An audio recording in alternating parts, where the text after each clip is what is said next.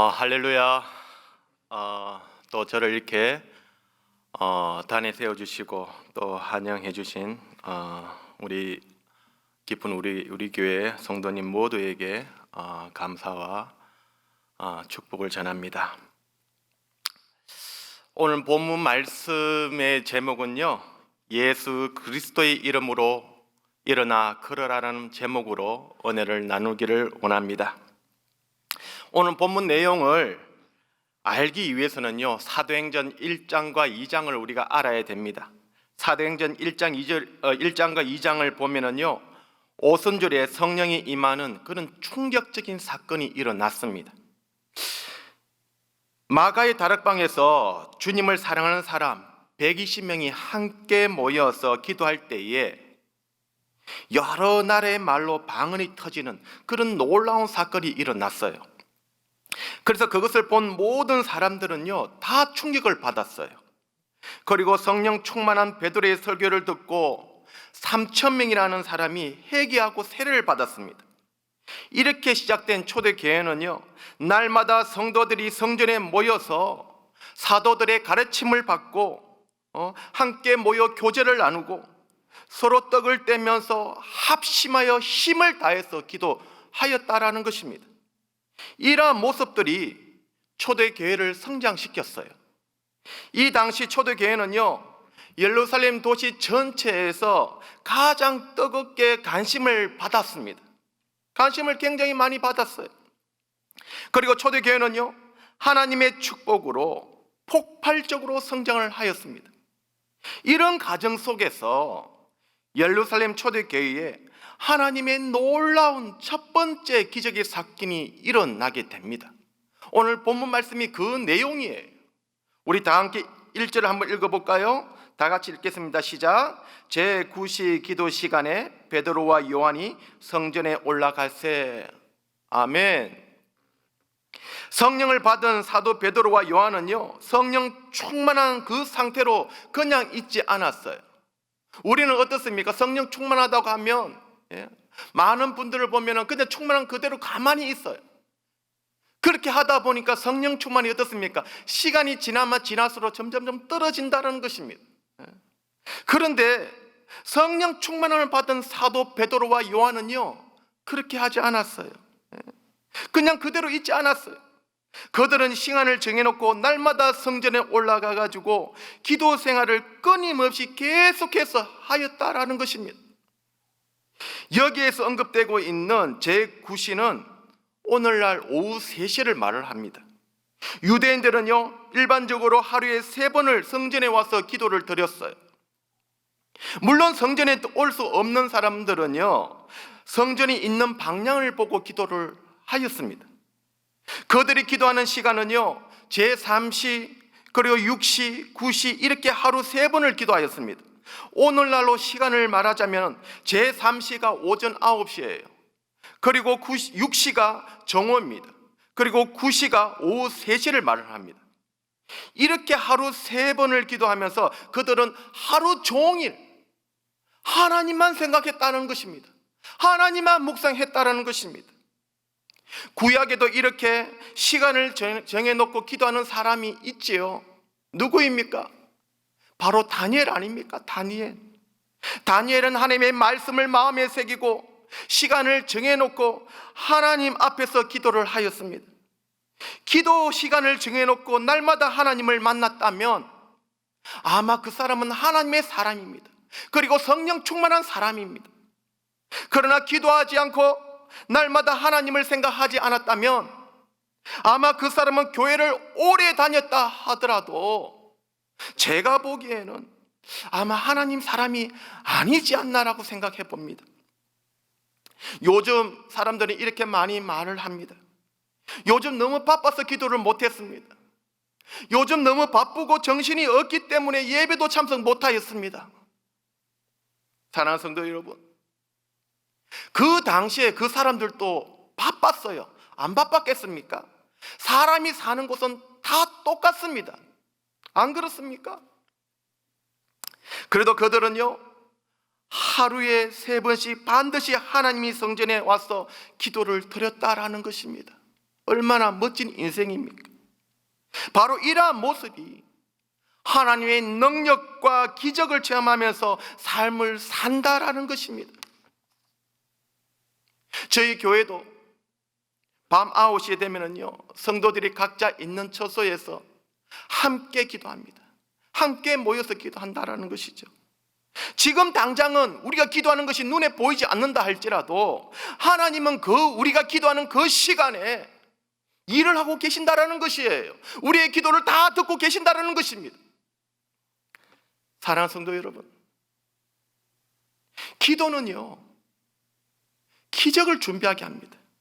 그런데 기도하지 않고 우리는 기적만 바라고 있다라는 것이에요. 그런 사람에게는 기적이 일어날 수가 없는 것입니다. 그러나 하나님을 바라보면서 하나님의 약속의 말씀을 마음에 새기고 그렇게 기도하는 사람에게는요, 반드시 기적이 일어난다라는 것입니다. 그리고 이것뿐만 아니라 기도하면은요, 그 시간에 하나님이 움직인다는 것입니다. 하나님은 아무에게나 축복을 주지 않습니다. 하나님께서는요, 먼저 그 사람을 기도로 준비시키신 후에 축복을 주신다라는 것입니다. 다시 말해서 하나님은 우리에게 축복을 주시기 위해서 우리의 생각과 우리의 마음과 이러한 것들을 애해서 우리를 겸손하게 만드시고 우리가 하나님의 능력을 바라보면서 우리가 기도를 할 수밖에 없도록 만드신 후에 우리에게 축복을 주신다라는 것입니다. 사랑하는 성도 여러분, 우리가 기도하면은요, 우리 대신 하나님이 움직이신다는 것입니다. 우리가 움직이는 것이 아니라 하나님이 우리 대신 움직이신다는 것이죠. 요한복음 14장 14절에 이렇게 말씀하고 있습니다. 내 이름으로 무엇이든지 내게 구하면 내가 행하리라. 아멘. 할렐루야. 초대교회 때도 마찬가지입니다. 사도들과 초대교회 성도들은요, 그들의 생활 중에서 가장 큰 특징이 무엇인 줄 아십니까? 가장 큰 특징은요, 바로 기도를 많이 했다라는 것입니다. 초대교회 성도들은요, 기도를 많이 했다라는 것이에요. 사도들도 기도를 많이 했다라는 것입니다. 베드로와 요한은요, 이 엄청난 성령의 기적 속에서도 시간을 정해놓고 날마다 하나님께 나와 기도하였다라는 것이에요. 오늘 본문에 나오는 이 날에도요, 변함없이 베드로와 요한은요, 기도하러 갔기 때문에, 시간에 맞춰서 기도하러 갔기 때문에 하나님은 베드로와 요한을 위해서 한 편의 기적의 드라마를 준비해 놓았다라는 것입니다. 기도하는 사람에게는요, 하나님께서 기적을 체험하게 하십니다. 그래서 하나님은요, 베드로와 요한에게 나면서 안전뱅이가 된 자를 만나게 하셨습니다. 우리 2절과 3절 한번 읽어보겠습니다. 2절과 3절 다 같이 읽겠습니다. 나면서 못 걷게 된 이를 사람들이 메고 오니 이는 성전에 들어가는 사람들에게 구걸하기 위하여 날마다 미문이라는 성전문에 둔지라. 그가 베드로와 요한이 성전에 들어가려 함을 보고 구걸하거늘. 무슨 말씀입니까? 나면서 안전뱅이가 된 자가 있었어요. 사도행전 4장 22절에 보면은요, 그 사람의 나이는요 40여 세가 되었다라고 되어 있습니다. 성경에 보면은요, 사람들이 이 사람을 메고 성전 미문에 두었다라고 말하고 있습니다. 이 당시 이와 같은 사람들은요, 유대 당국이 사람들이 많이 다니는 곳에 그곳에 두어서 구걸하면서 살 수 있도록 그렇게 자리를 정해 놨어요. 이 안전뱅이가 배정받은 자리는요, 그곳에서도 가장 수입이 많은 그러한 자리였습니다. 다시 말해서 미문이라는 그렇게 불리는 곳은요, 이방인들과 또 여인들의 뜰을 연결하는 문이었어요. 그래서 성전에 예배를 드리러 오거나 제물을 드리러 오는 사람들이 가장 많이 드나드는 하는 문이 바로 미문이라는 것입니다. 어쨌든 안전뱅이가 된 자는요, 매일매일 미문에 나와 있었다라는 것입니다. 그러나 그가 성전에 온 목적은 무엇이겠습니까? 하나님께 기도하러 왔겠습니까? 제 하나님께 제물을 드리기 위해서 왔겠습니까? 아니라는 것입니다. 성전을 찾는 사람들에게 구걸하기 위해서 매일매일 나왔다라는 것입니다. 이렇게 비참한 인생을 살았던 안전뱅이가 오늘 누구를 만났습니까? 하나님의 사람, 성령이 충만한 사람, 베드로와 요한을 만났다라는 것입니다. 안전뱅이는 베드로와 요한에게 구걸을 하였지만 하나님은 이 만남을 통해서 놀라운 기적을 준비하였다라는 것이에요. 그래서 베드로와 요한은요, 구걸하는 안전뱅이에게 주목하기 시작합니다. 우리 4절과 5절 한번 읽어볼까요? 4절과 5절 다 같이 읽겠습니다. 시작. 베드로가 요한과 더불어 주목하여 이르되 우리를 보라 하니 그가 그들에게 무엇을 얻을까 하여 바라보거늘. 드디어 베드로와 요한이가 안전뱅이를 주목하면서 만났다라는 것입니다. 이 사건은 정말 엄청난 사건이에요. 우리 인생에 가장 중요한 것은 무엇을 이루느냐가 아니라는 것입니다. 우리 인생에서 가장 중요한 것은 누구를 만나느냐가 가장 중요하다라는 것입니다. 물론 우리 인생에 많은 사람들을 만나는 것도 중요합니다. 중요하지 않다라는 것이 아닙니다. 그러나 무엇보다 가장 중요한 만남은 우리 인생을 주관하시는 예수님을 만나는 것이 우리 인생에서 가장 중요하다라는 것입니다. 왜냐하면 우리 인생을 바꿀 수 있는 분이 누구입니까? 누구겠습니까? 우리 인생을 아름답게 만들 수 있는 분이 누구입니까? 누구이겠습니까? 그분이 바로 예수님 아닙니까?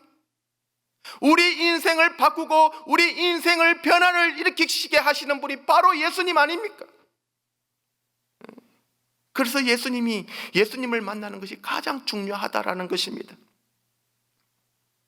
오늘 이 영상 예배로 드리는 모든 분이 예수님을 만나시기를 주님의 이름으로 축원드립니다. 예수님을 만나서 여러분들의 인생이 바뀌고 예수님이 만나서 여러분들의 인생이 아름다운 변화가 일어나기를 주님의 이름으로 축원드립니다.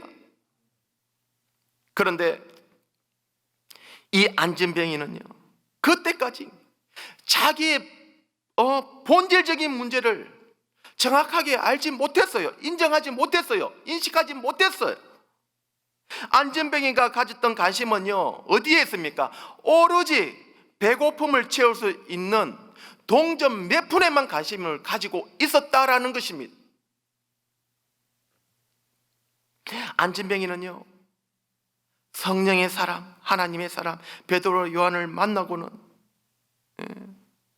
그들을 만났는데도 영적으로는 전혀 관심이 없었어요. 이러한 모습은요, 안전뱅이가 40년 동안 살아오면서 익숙해진 모습이라는 것입니다. 습관적으로 했다라는 것이에요. 그런 안전뱅이가 지금 이 시간에 베드로와 요한의 눈이 마주쳤다라는 것입니다. 그 순간 베드로 안에 있는 강력한 성령의 능력이 그 성령님께서 베드로를 움직이기 시작했다라는 것입니다. 그래서 베드로는 안전뱅이에게 이렇게 말합니다. 우리를 보라, 우리를 보라, 나를 보라. 그러나 안전뱅이는요, 앞으로 자신에게 어떤 엄청난 일이 일어날지 모르고 있는 상태였어요.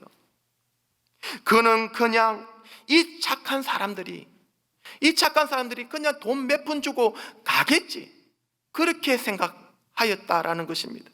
그러나 베드로는 안전뱅이에게 이렇게 말합니다. 우리 6절 한번 읽어볼까요? 6절 읽겠습니다. 시작. 베드로가 이르되 은과 금은 내게 없거니와 내게 있는 이것을 내게 주노니 나사렛 예수 그리스도의 이름으로 일어나 걸어라 하고. 아멘.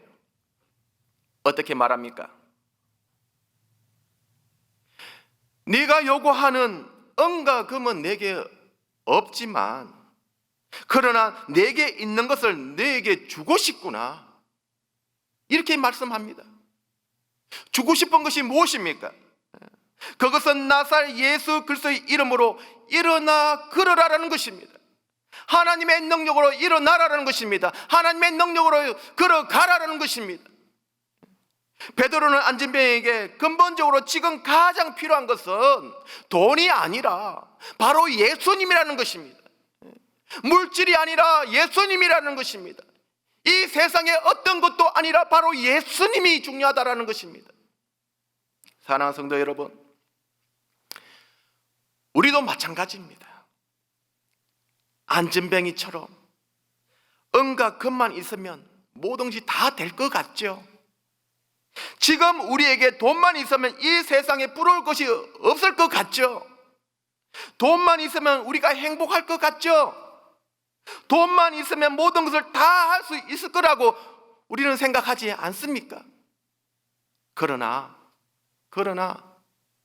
지금 우리에게 가장 근본적으로 필요한 것은 바로 물질이 아니라, 돈이 아니라, 그 세상 어떤 것도 아니라 우리에게 가장 근본적으로 필요한 것은 바로 예수 그리스도라는 것입니다.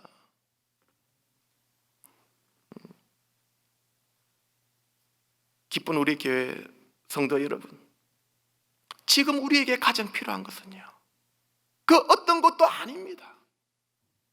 지금 우리에게 가장 필요한 분은 바로 예수님이라는 것입니다. 이 사실을 믿습니까? 안진뱅이는요, 은과 금을 갖고 싶어 했지만 베드로와 요한은 그것을 주지 않았습니다. 안진뱅이가 갖고 싶어 하는 것과 하나님께서 주고 싶어 하는 것은 완전히 다르다라는 것입니다. 우리 인생에도 마찬가지 아닙니까? 우리가 갖고 싶은 것과 하나님께서 주고 싶은 것은 다르다라는 것입니다. 우리가 갖고 싶은 것과 하나님께서 우리에게 주고 싶은 것은 완전히 차원이 다르다라는 것입니다. 여러분, 한번 생각해 보십시오. 안진뱅이에게 돈을 주면 오늘 하루의 배고픔은 해결할 수 있습니다. 안 그렇습니까? 오늘 하루의 배고픔은 해결할 수 있어요. 그러나 내일 또 다시 그 자리에 나와서 구걸해야 하는 그런 악순환이 계속 반복될 것입니다. 안 그렇습니까? 그러나 나사의 예수 이름으로 일어나면은 다시는 그 비참한 구걸을 하지 않아도 된다라는 것이에요. 얼마나 큰 축복입니까? 사랑하는 성도 여러분, 하나님은 우리에게 가장 좋은 것으로 준비해 놓고 계십니다. 우리가 상상도 할 수 없는 것으로, 정말 좋은 것으로 준비해 놓고 계신다는 것입니다. 더 이상 우리 인생이 비참하지 않고 구걸하지 않아도 된다라는 것이에요. 왜냐하면 우리는 하나님의 형상으로 지음을 받았습니다. 그래서 우리는 하나님의 자녀라는 것이에요. 그래서 이제 여러분들은 하나님의 자녀답게 당당하게 행복하게 살아갈 그런 권리가 우리에게는 있다라는 것입니다. 할렐루야. 베드로와 요한은요, 예수님이 주시는 그 물을 마시면 영원히 목마르지 않을 것이라는 것을 베드로와 요한이 너무나 잘 알고 있었어요. 그래서 베드로는 안진뱅이의 인생에서 가장 귀한 선물을 주신 것입니다. 그 선물이 무엇입니까? 바로 예수님이라는 것입니다. 이런 이들이 어떻게 가능할까요? 어떻게 가능하겠습니까? 베드로에게는요, 그 누구보다도 믿음의 확신이 있었습니다. 왜냐하면 베드로에게 성령이 임했기 때문입니다. 그리고 베드로에게 성령이 임하여서 성령 체험을 하였기 때문입니다. 저는 오늘 여러분들이 여러분들 삶 가운데, 여러분들 인생 가운데 성령이 임하시기를 주님의 이름으로 축원드립니다. 그리고 여러분들이 그 성령 체험을 하기를 주님의 이름으로 축원드립니다. 만약에 베드로에게 믿음의 확신이 없다면 어떻게 되었겠습니까? 베드로에게 믿음의 확신이 없다면 그 안진뱅이에게 예수 그리스도의 이름으로 일어나 걸어라라고 말씀할 수 있겠습니까? 안 그렇습니까? 나에게 믿음이 없는데 어떻게 다른 사람에게 일어나 걸어라고 말씀할 수 있겠어요? 아마 이렇게 말을 하면은요, 모든 사람들이 아마 이렇게 말할 거예요. 미쳤다고. 미쳤다고 이야기할 거예요. 정신이 없다라고 이야기할 거예요. 그러나 베드로는요, 포로된 자에게 자유를 주시고 눈먼 자를 보게 하시고 힘먹은 자를 듣게 하시며 죽은 자를 살리게 하시는 그 예수님의 능력을, 그 하나님의 능력을 베드로는 너무나 잘 알고 있다라는 것입니다. 사랑하는 성도 여러분, 이런 믿음의 확신이 여러분들에게로 임하기를 축복합니다. 이런 기적들이 여러분들을 통해서 많이 일어나기를 축복드립니다. 그런데 문제가 있어요. 문제가 있습니다. 기적은요, 내 믿음의 크기만큼 기적이 일어난다라는 것이에요. 여러분들의 믿음의 크기는 어느 정도입니까? 기적은요, 내가 체험하고 내가 아는 만큼 내가 체험한다라는 것입니다. 저는 여러분의 믿음을 통해서 많은 기적들이 일어나기를 다시 한 번 더 축복드립니다. 그래서 여러분 주위에 힘들고 지친 분이 있습니까? 병든 사람들이 있습니까? 자살하려고 하는 사람들이 있습니까? 파산한 사람들이 있습니까? 인생을 포기한 사람들이 있습니까? 코로나 때문에 너무 힘들고 괴롭고 고통 중에 있는 사람들이 있습니까? 그 사람들에게 찾아가서서 예수 그리스도의 이름으로 일어나 걸으라고 베드로처럼 선포하시기를 주님의 이름으로 축원드립니다. 이것이 바로 오늘날 이 세상 속에서 저와 여러분들이 해야 할 일이라는 것입니다. 그리고 기쁜 우리 교회가 해야 할 일이라는 것입니다. 또한 이 영상을 보고 있는 모든 분들이 해야 할 일이라는 것입니다. 그리고 베드로는요, 어떻게 하였습니까? 말로만 하지 않았어요. 말로만. 어떤 사람들은요, 말로만 떼우는 사람이 있습니다.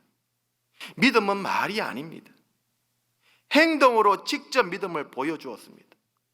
우리 7절, 8절 한번 읽어볼까요? 7절, 8절 다 같이 읽겠습니다. 시작. 오른손을 잡아 일으키니 발과 발목이 곧 힘을 얻고 뛰어서서 걸으며 그들과 함께 성전으로 들어가면서 걷기도 하고 뛰기도 하며 하나님을 찬송하니. 아멘. 베드로는요, 말로만 일어나 걸어라라고 말씀하지 않았습니다. 베드로는요, 믿음으로 안전병에 손을 잡으며 일으켜 세우면서 말씀하였어요. 이것이 믿음이라는 것입니다. 믿음은요, 입으로 하는 것이 아니라 지금 당장 행동으로 옮기는 것이에요. 베드로는요, 일어나 걸어라 말만 한 것이 아니라 직접 손을 잡으면서 일으켜 세웠다라는 것이에요. 이게 믿음의 차이라는 것입니다. 베드로가 안전병이를 이렇게 세우니 어떻게 되었습니까? 발과 발목에 힘이 생겼다고 말씀하고 있어요. 그래서 그가 뛰어서서 걸으며 그들과 함께 성전으로 들어가면서 걷기도 하고 뛰기도 하고 하나님을 찬송하였다라고 말씀하고 있습니다. 이 얼마나 놀라운 사건입니까? 여러분, 이 장면을 한번 상상 한번 해보십시오. 여러분 있는 자리에서 이 사항을 한번 생각 한번 해보십시오. 과연 이런 일들이 가능하겠습니까? 가능하겠습니까? 우리의 상식과 지식과 이성은요, 이것을 믿지 못합니다. 믿지 못해요. 그러나 하나님의 말씀은요, 이런 일들을 가능하다고 말씀하고 있습니다. 왜냐하면 하나님 말씀에 내가 능치 못할 일이 없다고 말씀하지 않았습니까? 안 그렇습니까? 그럼 이러한 사항을 본 백성들의 반응은 어떻습니까?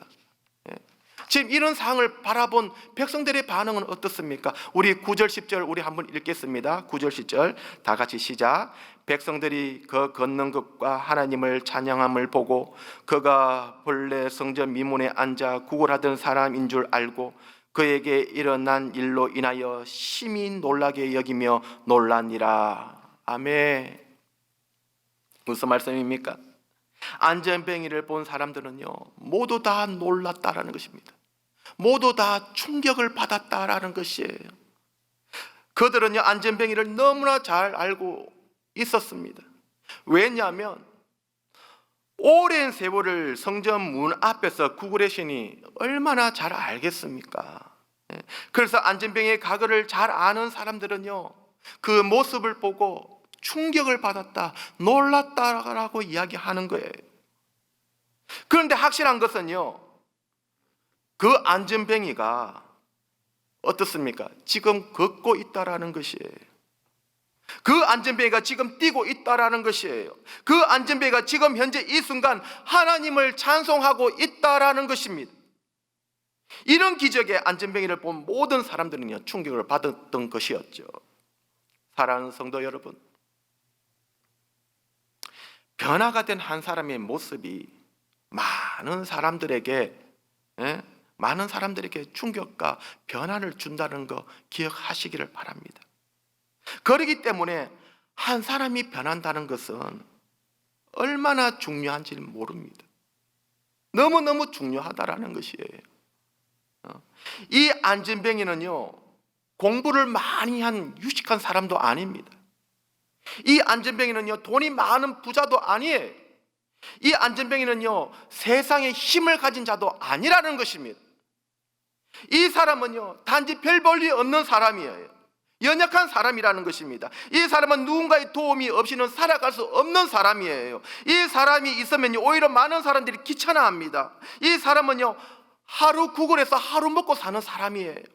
이 사람은요, 미래도 없고 꿈도 없는 사람이었습니다.